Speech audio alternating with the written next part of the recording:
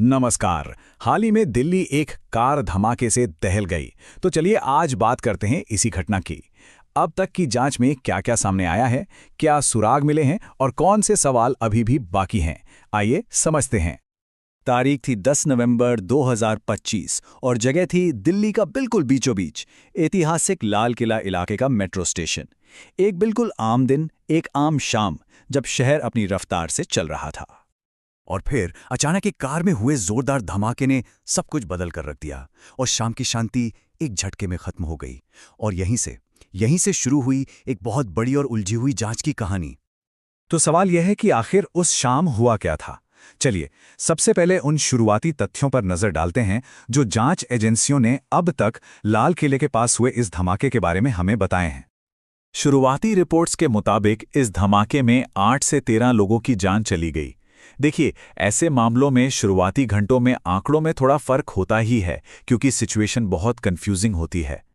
और इसके अलावा 20 से ज्यादा लोग इस धमाके में घायल हुए।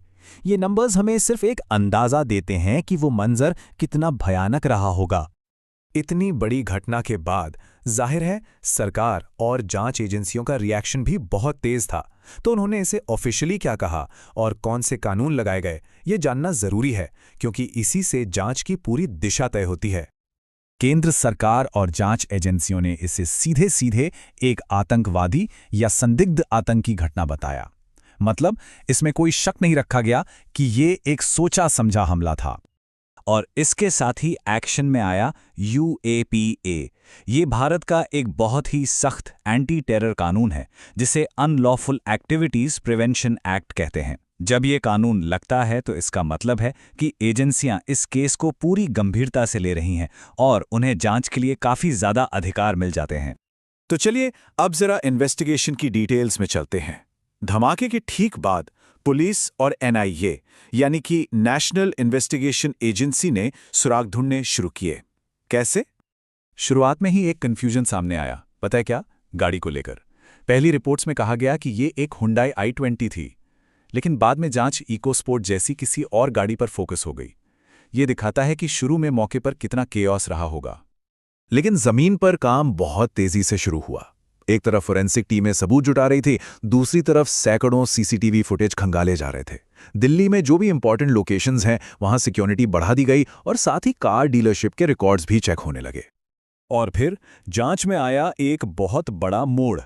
एक ऐसा सुराग मिला जो इन्वेस्टिगेटर्स को दिल्ली से सीधा हरियाणा के फरीदाबाद ले गया और यहीं से ये पूरा केस और भी ज्यादा सीरियस हो गया। फरीदाबाद में जो मिला वो चौंकाने वाला था।